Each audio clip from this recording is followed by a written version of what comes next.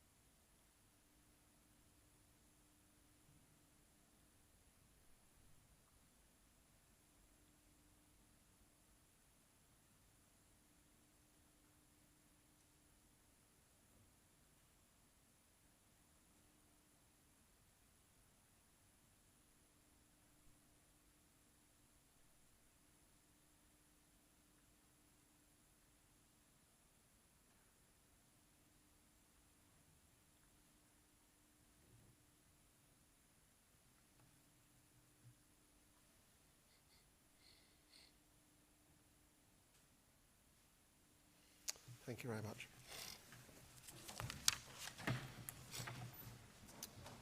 Evacuation procedure. In the event of having to evacuate the council chamber, would everyone leave by one of the two doors at the rear of the chamber? Officers will be on hand to assist with anybody with disabilities. Mobile phones. May I ask all members who have mobile phones with them to ensure that they are switched off so that they will not disturb the meeting. You learn that. Agenda item number 1, Chairman's announcements. Events marking the death of Her Majesty Queen Elizabeth II. Last Friday, along with the Lord Lieutenant, Vice Lord Lieutenant, the Leader and Deputy Leader of the County Council, members and officers of the Council, I was present at the opening of the Book of Condolence at County Hall. On Saturday the 10th of September, following the wreath-laying ceremony that took place in Green Dragon Square in the city, in the morning, I attended an open service of thanksgiving at St Mary de Castro Church in Leicester. On Sunday, I joined the Lord Lieutenant and the Lord Mayor of Leicester and the High Sheriff of Leicester at Leicester Town Hall Square for the reading and proclamation of King Charles III. On Sunday, 18th of September at 5:30, I will be attending a special service at St James the Greater Church in Leicester to give thanks for the life of the Queen. There will be a number of places available for the public to attend. However, it will be on a first-come, first-served, first-seated basis. I do know that there is an intention to stream the service. Agenda item 2, declarations of interest. I invite members who wish to do so to make declarations of interest in respect of items on the agenda for the meeting. Thank you. Agenda item 3, to receive position statements from members of the Cabinet. I will now invite the leader to make his position statement. Chairman, thank you. I know I speak on behalf of all members and staff of the County Council when I say they are deeply moved and saddened by the death of Her Majesty Queen Elizabeth II. As a mark of respect during the period of mourning, the Union and County flag will be flown at half-mast. County Hall will also be lit up in purple during this period. All public meetings have also been cancelled. As the Chairman said, we have opened a book of condolence at County Hall, but we also have a virtual book of condolence which can be found on the Lieutenancy website www.leicestershire.gov/lieutenancy. On Saturday and Sunday, I joined the Lord Lieutenant, the Chairman of the County Council, the Lord and City Mayor of Leicester, the Bishop of Leicester, the Police and Crime Commissioner, and the Chief Constable to lay a wreath at Green Dragon Square in the city, and also to attend the proclamation reading at Leicester Town Hall. I know the Lord Lieutenant has been very grateful for the support he has received from the Lieutenancy staff at County Hall, led by Graham Wardle and Joe Morrison. They've been extraordinarily busy and will continue to be busy for the next few days, and I'd also like to add my thanks. Thank you, Chairman. Can we note the position statement? Members will have an opportunity later to pay their own personal tributes. Everyone okay to note it? Yep. Thanks very much. Nods from all. Agenda item number 4, notice of motion. Address to His Majesty the King by Mr. Rushton. Chairman, thank you. That the following address to His Majesty be adopted, sealed with the common seal of the County Council and forwarded to His Majesty. May it please your Majesty, we, your Majesty's loyal and faithful subjects, the elected members of Leicestershire County Council, express our deep sympathy on the death of your beloved mother, Her Majesty Queen Elizabeth II. Her loss is felt by all subjects across the Commonwealth. We wish to place on record our gratitude to Her Majesty the Queen for her remarkable reign. She was a wise and constitutional monarch who at all times gave unstinting service to the county and the wider Commonwealth, and earned the admiration and respect and love of her subject. We further express our loyalty to your Majesty the King and offer our congratulations on your accession to the throne. We wish your Majesty a long and happy reign. I move, Chairman. Mr. Mullaney. Thank you, Mr. Chairman. I second this and offer my group's full support for it. Thank you. Mrs. Hack. Thank you. I obviously also support this and on behalf of the Labour Group. Thank you. Thank you very much. So I invite the Council now to vote on the address on the motion. Can we have that by the usual means, please, of raising your hand if you approve? Yep, thanks very much. That's unanimous. Personal tributes by members. I now invite members who wish to pay a personal tribute to Her Majesty Queen Elizabeth to do so. Please indicate if you wish to speak, and I have 3 speakers already. Deputy Leader, Councillor Taylor. Thank you, Mr. Chairman. I think we're all still very much shocked by the passing of Her Majesty the Queen Elizabeth II last Thursday. It's been a really surreal time of us all mourning the passing of our Queen of 70 years, but also rejoicing the new King, King Charles III. I think the way the new King and his family has handled their personal grief, whilst being acutely aware of the nation and the world mourning, has been nothing more than amazing. I would like to share some remarkable facts about the Queen's reign, if I may, Mr. Chairman. When Elizabeth II was born, it was less than 23 years after the Wright brothers carried out the first ever powered flight. 4 of Queen Victoria's children were still alive when she was born, and the last child, Princess Beatrice, died on the 26th of October 1944, when Elizabeth II was already 18. She became Queen at the age of 25, when Stalin and Truman were also in post, just 7 years after the end of World War II. The Queen's first Prime Minister was born in 1874, Winston Churchill, and her last Prime Minister, Liz Truss, was born in 1975. So her first and last Prime Ministers were born over 100 years apart. Some amazing facts to understand when you begin to put pen to paper. On a personal note, I was very honoured to meet the Duke of Edinburgh and the Queen in 2005. At the time, I was living in Cambridge and worked at one of the colleges, Christ College. I was a bedmaker. This is the term used for a housekeeper in a college of the University of Cambridge. The Duke and the Queen came to Cambridge for the day and visited various places during their visit. They came to Christ College to unveil a plaque to mark the college's 50th anniversary. Henry VI founded the original college, and it was relaunched in 1505 by Henry VII.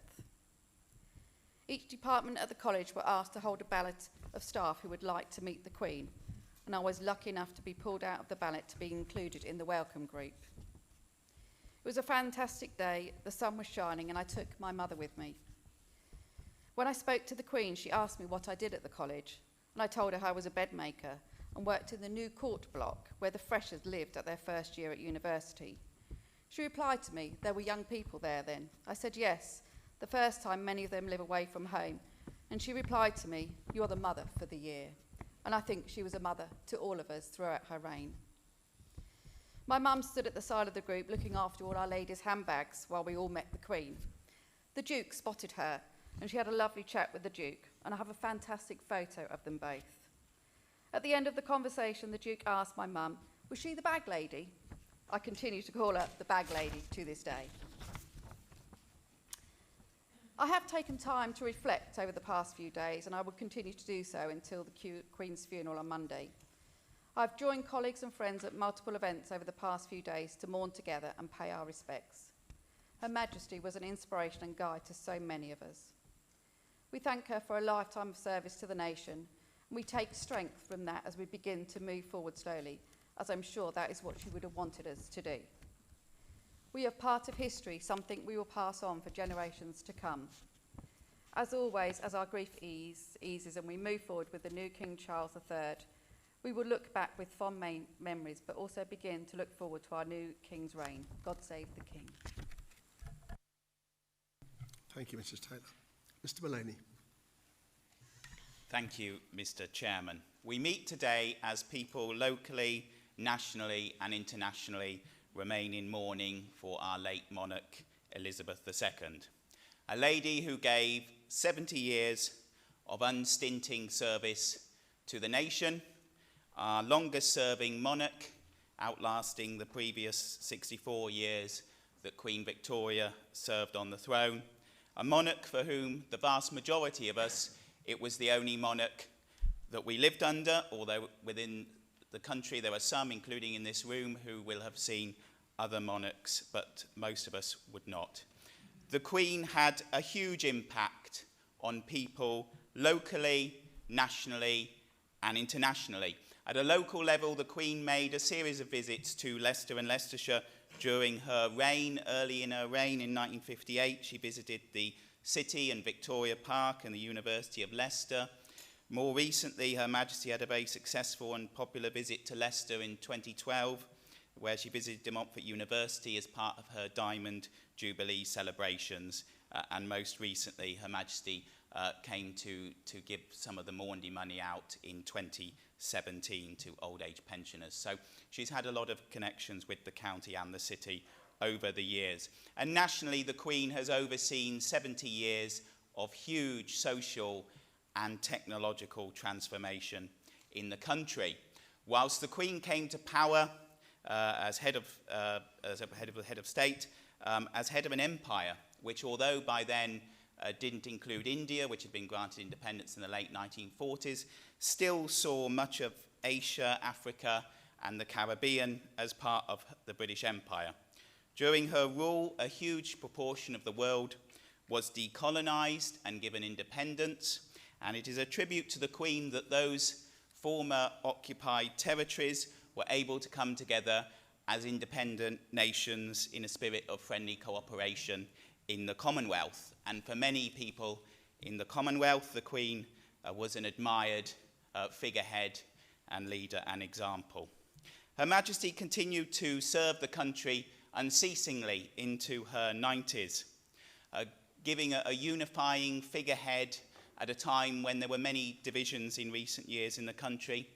At the time of the coronavirus crisis, when in the early days of the lockdown, many people were extremely anxious, worried, fearful about how serious COVID was going to be, Her Majesty delivered a very reassuring broadcast to the people of the country at the beginning of the crisis, offering some light at a difficult time.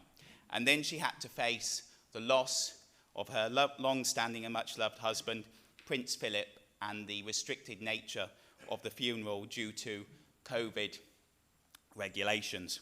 Through all this, Queen Elizabeth II, a lady in her 90s, displayed a calmness, a resilience, and a stoicism that is an example that all of us could benefit from.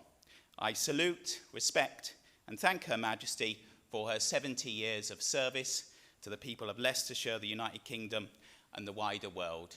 And I welcome King Charles III, to the throne. Thank you. Thank you, Mr. Mullaney. Mrs. Hack. Thank you, Chair. We've heard many moving tributes to our late monarch. On behalf of my group, I would like to raise my own tribute to Her Majesty the Queen II. A collective sense of loss felt by so many in Leicestershire was immediately apparent from the local people I spoke with at the proclamation in my division and amongst my circle of family and friends. The Queen has ever been constant in our lives. Some will recall the time before her coronation in 1953, but for most, me included, we've only had one monarch.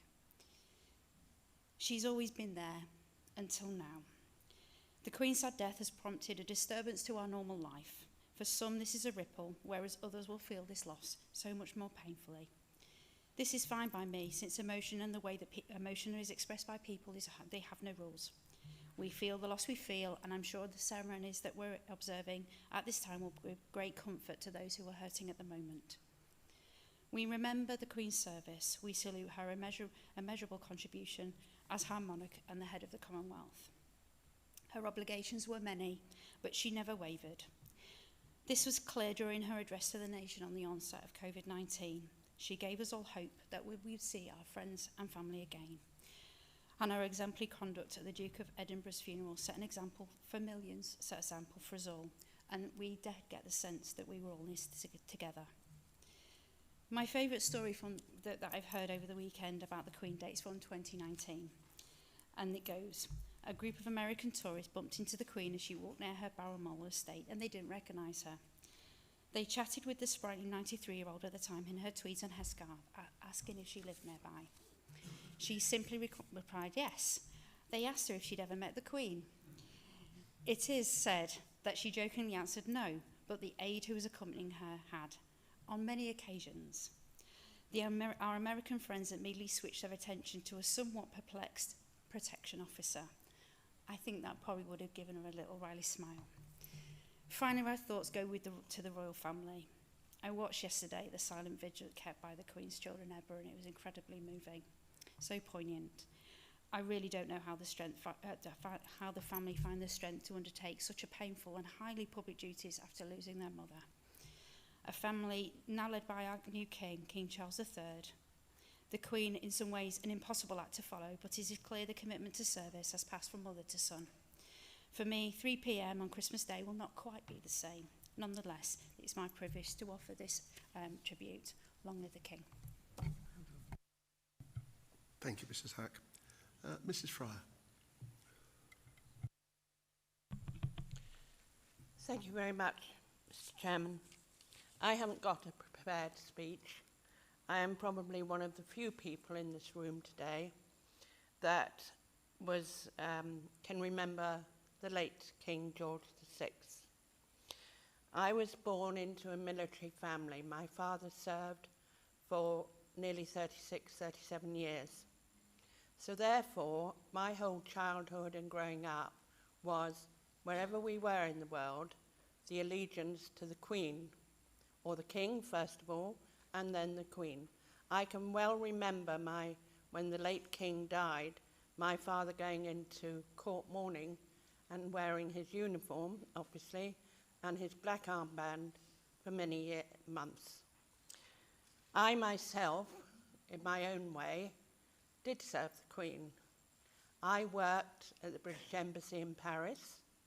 I went there as an 18-year-old, and I worked there for 2 years. I then joined the Women's Royal Air Force, and I got my commission. I was an officer. I was a pilot officer. I didn't fly planes, though they gave me a chance once, but all junior officers started as a pilot officer.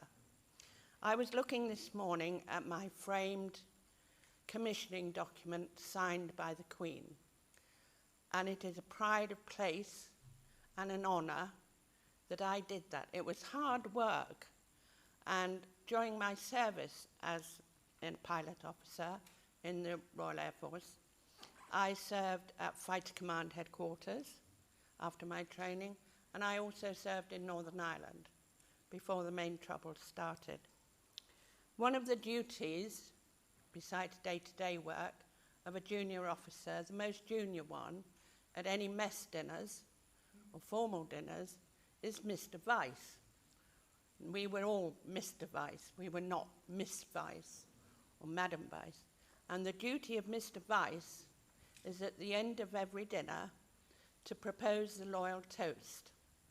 And the call would go out from the commanding officer, Mr. Vice, the Queen, and I did this.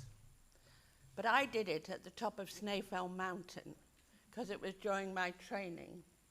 It was late, it was the middle of summer in the Isle of Man, and if you've ever seen that Ferrero Rocher advert where they take the silver up and have dinner at the top of the mountain, we were in fatigues and we were living in tents, but the mess silver came up and I was Mr. Vice that night.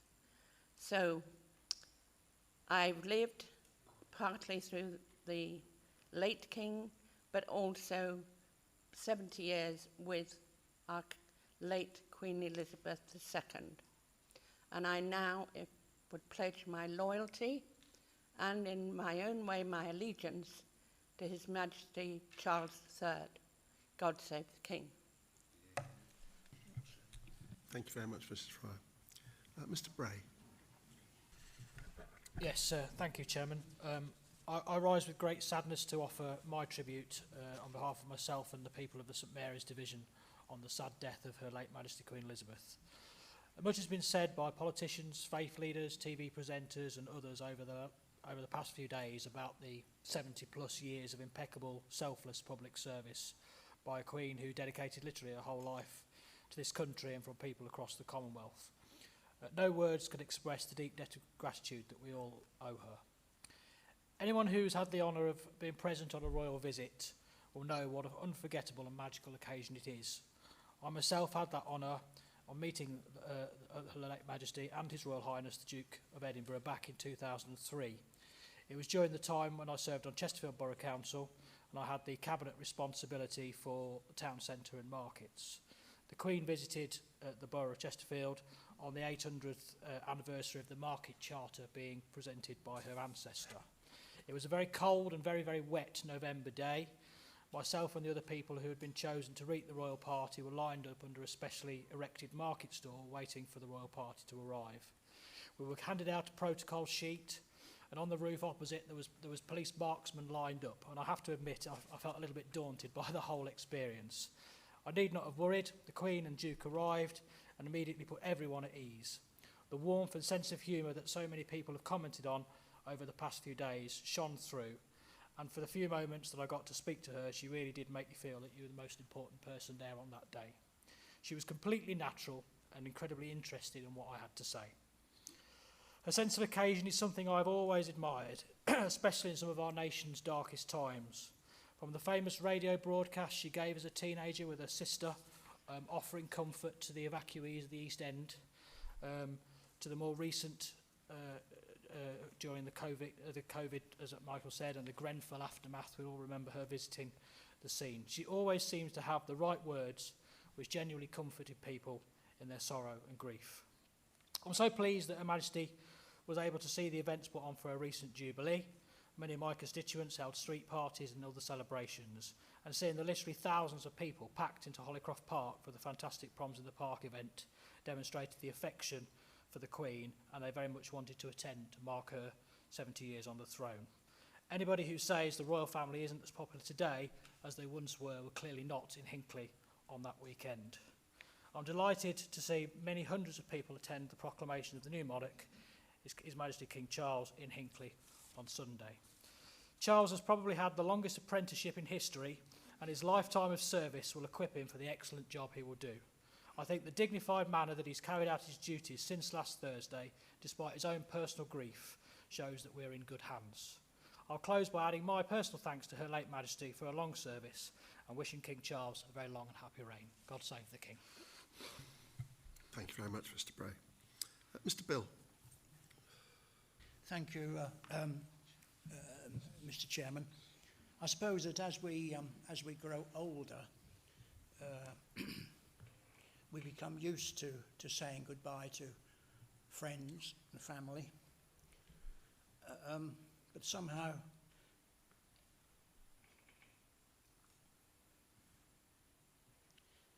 this has been different. I think it's left us all stunned, and it's brought us to a standstill. As has been said so many times, she has been part of our lives as long as any of us can remember. An ever-present, an ever-reassuring presence in times of turmoil. Similarly to Hilary, I can recall the death of George VI. Perhaps it didn't mean too much to us at the time, but then we had the coronation, and the lights came on, the bunting came out. In fact, it was my first introduction, I suppose, to flags and bunting and all the rest of it. It was a joyous occasion, apart from the fact that it teemed down with rain and the street parties had to be held indoors. In fact, we were all given a copy of the New Testament by our county council. So whether that exercise will be repeated remains to be seen. But I hope we will mark the new coronation in some appropriate way. We were brought up, of course, with the Christmas broadcasts, which were a tradition.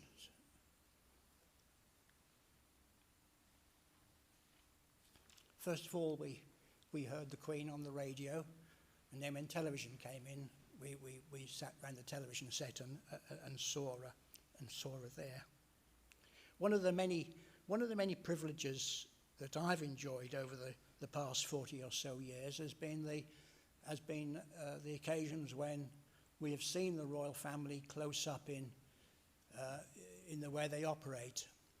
And as Stuart has said, each one has been a magical experience which we never forget. The garden parties, the visits, well, my own visit to Buckingham Palace, and of course the occasion when the Queen came to County Hall soon after the disaster of the East Midlands aircraft tragedy. And she came here, and Valerie and I had positions here at County Hall, and we were both presented to Her Majesty. And then we sat down to lunch, and I think lunch was in the Sparkenhoe room. But that was an unforgettable occasion. I think these last few days have served to remind us on how much we've come to rely on the institution of the monarchy. And as now, as much as ever, when there are so many competing forces in this country and elsewhere threatening to tear us apart.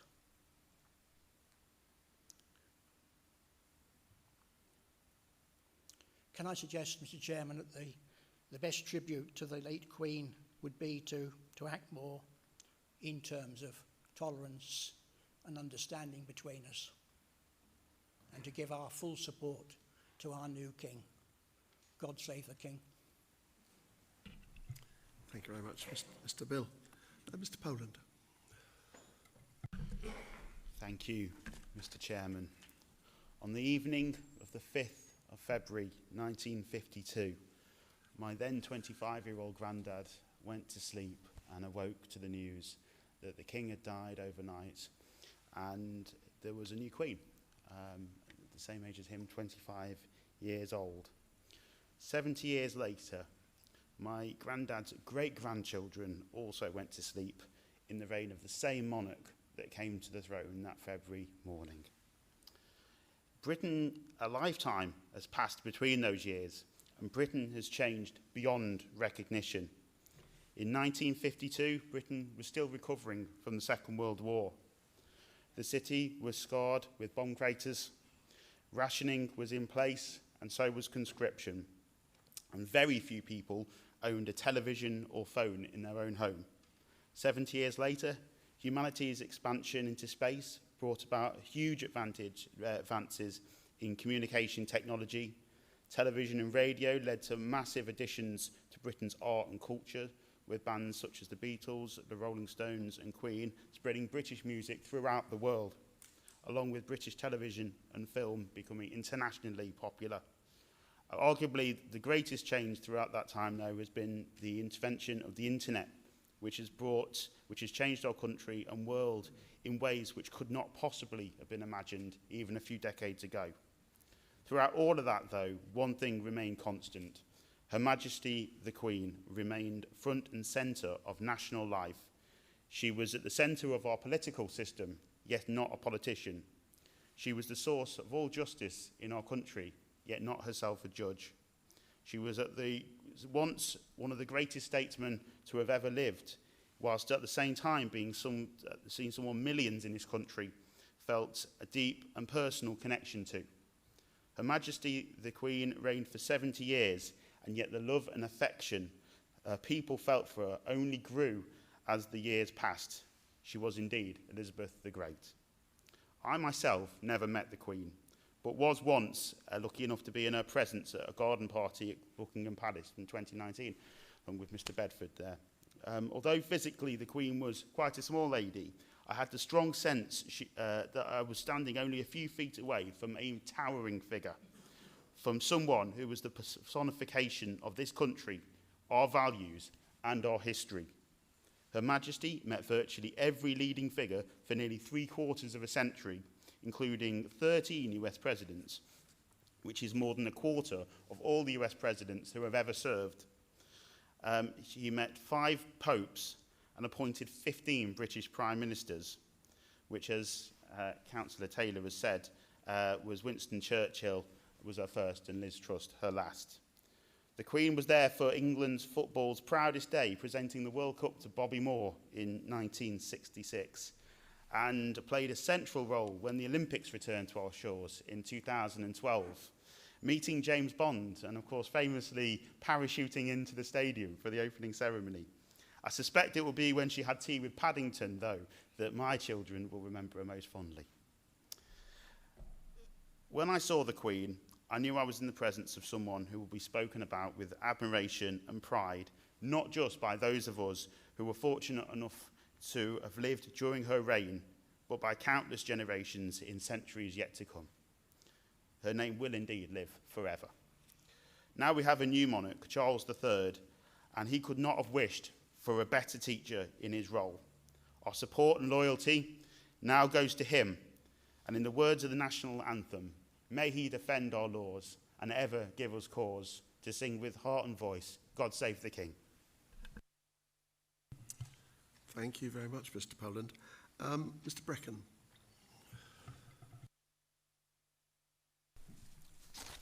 The Queen had a very special way with words. At the start of the COVID pandemic in April 2020, she said, "We should take comfort that while we may have more still to endure, better days will return. We will be with our friends again, we will be with our families again, and we will meet again." She was right. On family, she said, like all the best families, we have our share of eccentricities, of impetuous and wayward youngsters, and of disagreements. She was right. As part of her first televised Christmas broadcast in 1957, she said, I cannot lead you into battle. I do not give you laws or administer justice, but I can do something else. I can give you my heart and my devotion to these old islands and to all the peoples of our brotherhood of nations. She was right. Our new Prime Minister, in her speech to the House, again picked up on a part of the 1957 speech when the Queen said, today we need a special kind of courage. We can show the world that we are not afraid of the future. Such true words for us all at this moment as we mourn her loss. The Prime Minister went on to say, in an instant on her passing, our lives changed forever. Today we show the world that we do not fear what lies ahead. On behalf of my family, I send deepest sympathies to all members of the royal family as we pay tribute to our late Queen and offer our loyal service to our new King. God save the King. Thank you very much, Mr. Brecken. Mr. King. Thank you, Chairman. As someone who a few weeks ago lost my own mother, I have a very great understanding and empathy for the King and his family and how they coming to terms with the loss of their mother, their grandmother and great-grandmother, and also, in a way, she was the mother of the nation, as many colleagues are pointing out. I unfortunately was never privileged to meet her up close and personal, but many residents of Market Harborough had, particularly older residents, had the opportunity to meet the Queen and the late Duke of Edinburgh, because there was a time when they were frequent visitors at a personal level to a place outside Market Harborough called Thorpe Lubbenham Hall, which was bought by the daughter of the grandson of Tsar Nicholas II in the 1920s. And they were frequent visitors because they were connected through all those family relationships. And in the 1950s, they were, and late 40s, they were visitors, as I say, to Lubbenham Parish Church, which is actually in my division. And many residents, recently there was a publication of a Market Harborough historical book, and in that there were many tales of how people had met the late Queen and the late Duke of Edinburgh and their family. But in particular, there's two things I wanted to mention. So first of all, I also, a few years ago, went to a royal garden party, and Mr. Poland, I think, summed it up very well. Whilst the Queen wasn't a very large lady, she was very slight, you couldn't help but be drawn to her magnetism and aura, and certainly also the late Duke of Edinburgh as well. So that was a very interesting experience, and one that certainly will always live with me. The second is that going back to the Silver Jubilee, in fact, in 1977, I can remember being stood on a roundabout, and this is in the northeast of England, where I was born and brought up, and actually the Queen's car drove past in the cavalcade, and I had a very absolutely crystal clear view into the goldfish bowl of the car of her late Majesty and the Duke of Edinburgh. And I remember telling all my friends at school, I've seen the Queen, and obviously I hadn't really, I'd just seen her pass by in the car, but that is a memory that lives with you and you never ever forget. And I'm sure many of us have got similar memories of those things.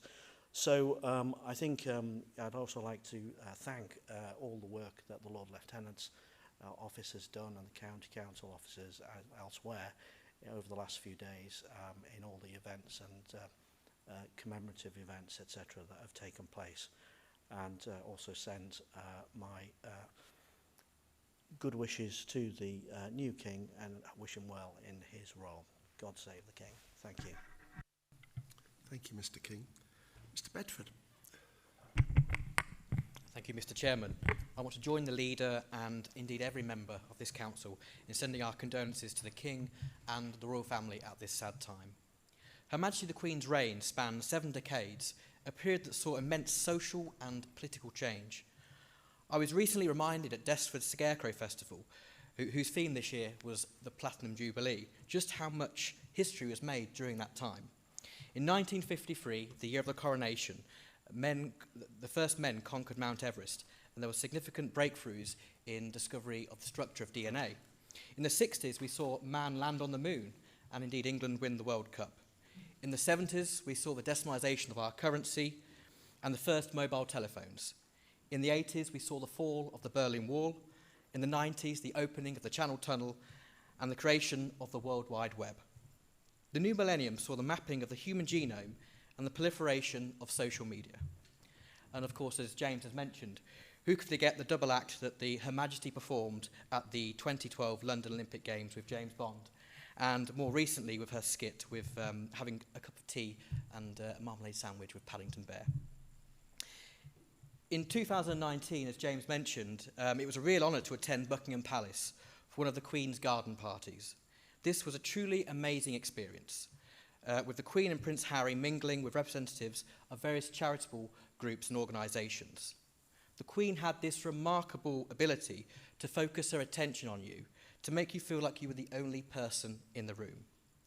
Indeed, such was the popularity of Her Majesty. Opinion polls have consistently shown support for the monarchy and Her Majesty the Queen at way above 75%, figures that us elected politicians could only dream of attracting.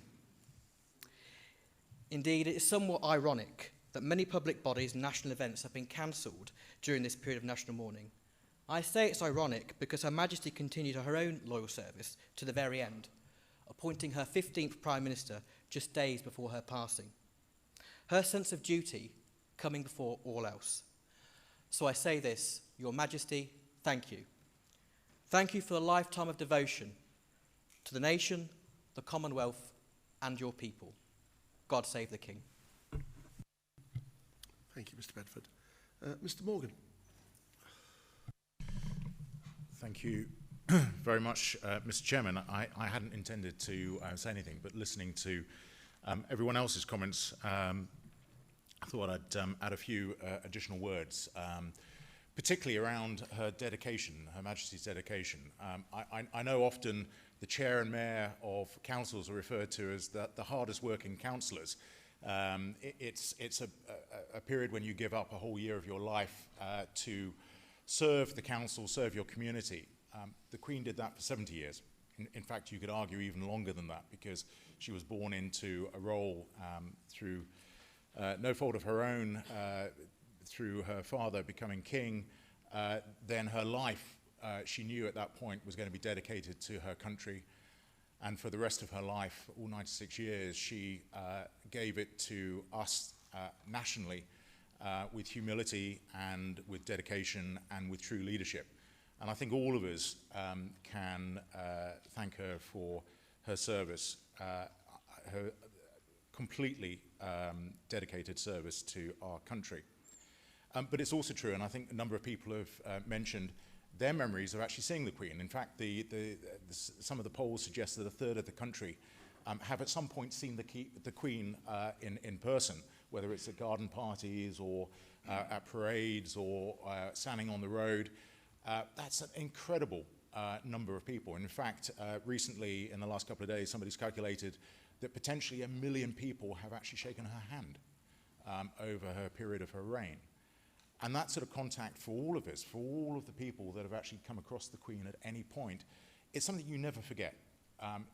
We've heard many accounts today of people's memories of seeing the Queen.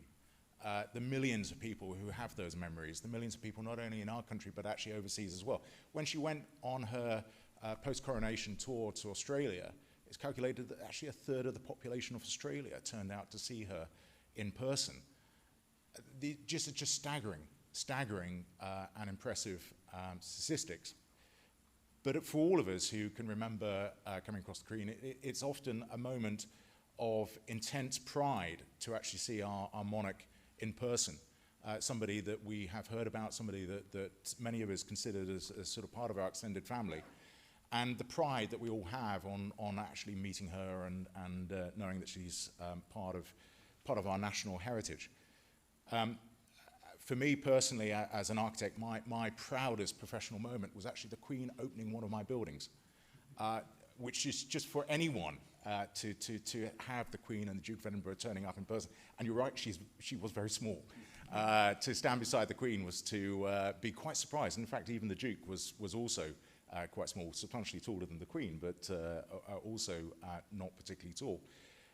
But immense pride that the Queen was here showing interest in something that you'd worked on for many, many years with teams of 100 people, 200, 300 people, plus all the others involved, all of whom taking immense pride that the Queen was there in person, taking an interest in the building that they'd spent the past few years dedicating their lives to. And again, there are humorous sides as well. I was very, very lucky to attend a state banquet at Buckingham Palace. And I can remember beforehand being absolutely shaking with fear at the idea of being presented to Her Majesty and wondering, what do you do? And the then Prime Minister, David Cameron, was there, and he coaxed myself and Sajid Javid into making sure that we called her ma'am to rhyme with ham, not harm, to make sure that we did a little bow, etc. And when it actually came to it, and I got to be in front of the Queen, my mouth went dry, I couldn't say a word, my mouth opened, it gaped, and I did wonder afterwards, how many people has the Queen come across who have no sound coming out of their mouths and their jaws are slightly open, because actually I suspect it's probably hundreds of thousands, because that's the impression that she leaves people with. It's just, you are in awe of the person that is standing in front of you. So her life is just an extraordinary life. We've heard the changes that happened under her rule, but also the way that she coped with all of those changes. I mean, she was the same powerful figure at the end of her reign as she was at the beginning. Such an impressive person that I think anyone would be immensely proud to be able to live their lives in the way that she lived hers for our benefit. And I have to say, huge admiration for King Charles as well. Very lucky to have met him and the Queen Consort. And they are, again, dedicated servants to our country. And they have the same humility and dedication and love for our country that I know the Queen had as well. So I'm absolutely sure that our future looks bright with our new King. And with that, I would say thank you very much to Her Majesty for everything that she gave to us, but also to the new King. God save the Queen and King. Thank you. Thank you, Mr. Morgan. Mr. Richardson. Thank you, Chair. Like Councillor Morgan, I wasn't going to speak, but I felt the need to, as I've heard others speak. As has been said, for most of us, the Queen has been the backdrop of our lives. She's been that rich tapestry whose golden threads have permeated every facet. My father, my late lamented father, who died sadly a couple of years ago, was born only a few months apart from the Queen. And I do sometimes think that had he been conscripted into the Navy rather than the Air Force, perhaps my life might have been different. My brother was born in 1953, the year of the coronation, the year that Sir Edmund Hillary and Sherpa Tenzin scaled Everest. And I reflected on the fact of scaling the highest peak. And my goodness me, have we had a Queen who scaled the highest peak. She has ascended, I believe, to that highest plane of the greatest monarch this country has ever seen. For those of us who aspire to public service, we have an example unparalleled, I think, in any history. And it leaves us scrabbling around, I think, in the foothills, but trying to ascend slightly upwards to minutely match what the Queen has achieved in her life. As has often been said, it's a life of humility, unparalleled service, and an example to us all. And what did she ask in return? Nothing that I can think of. She asked that we went out and did our best. She asked that we tried to join her in public service. And that's a remarkable achievement. And part of the reason I'm sure many of us are in this room is because we felt that need and desire to follow that example that Our Majesty so graciously gave us of following her into public service. I do think, however, towards the end, there was one thing she did ask of us, and one that I'm happy to embrace. That was to love her son as our new monarch, as he follows in, I believe, her examples and will be a great king going forward. So, as has been said by many, thank you, Your Majesty, for what you've given us.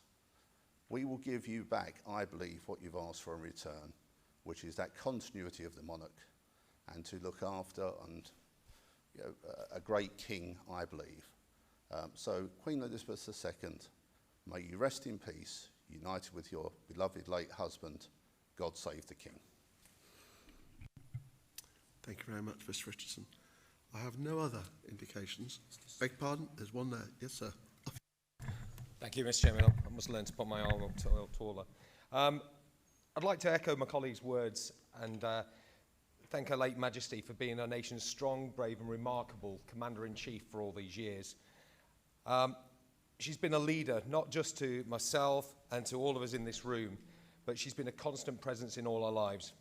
Whilst it was expected with her great age that nevertheless a passing is still a great shock for some of us and one that's very difficult for us all to accept. At the age of 21, she dedicated her life on a service of promise to the nation, a lifetime of service. And what an example she had. She's led by example with a lifetime dedicated to duty. She's an absolute example to us all. One thing's for certain, she is one of a kind. But the monarchy will go on, and it will continue under His Majesty King Charles III to be the embodiment of all that's great in this great nation. God save the King. Thanks very much.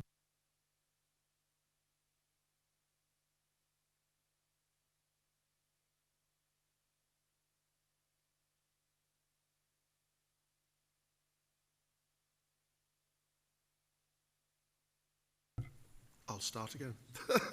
Just to say, yes, I, like Mrs. Fryer and indeed Mr. Bill and maybe one or two others, I was indeed born in the reign of King George VI. I don't remember anything about him, and it was not really until indeed 1953 really that it became clear to me that there was something different about, there was this royal family that was different. In my grandmother was a great organiser in the town I lived in Lincolnshire, organised everything. That time, I don't know whether we'll do it the same this time, it'll be interesting. The edict came out that every child, I forget up to what age, I've no idea, but every child was given a coronation mug. Grandmother says to me, you'll do that. I said, what do you mean I'll do it? She said, well, you've got a tricycle with a boot. We'll stick a load of mugs in the back and you can go and running around after all the various people that she cajoled into helping, which I did. I can't remember how many I delivered, but I'm sure it was 100 or so probably. Started it really. I mean, you suddenly at that point of realising you've got this tiny little job to do, it became quite clear that there was something different going on. And certainly ever since then, certainly in my own life, both my grandparents on different sides of the family have been both of them have had awards from the Queen. I have not met the Queen myself. I have been, like others, been to the garden party and been close. However, I have met the King, as he now is. I didn't meet him, I met him back in the 80s, when, a bit like Jonathan, he actually came to the company I was director of, and spent a good half hour or so with us chatting. And that's something that sticks with you, isn't it? So I think I'm really grateful to everyone that's been speaking. I think there's 16 or 17 of us have spoken. It's absolutely fantastic. I feel that we've hopefully done the royal family proud today with what we've been saying, and that you go in peace. I mean, there's going to be, I think, refreshments afterwards. Our next meeting is scheduled for 28th of September, a bit later on. So thank you all very much, and God save the King.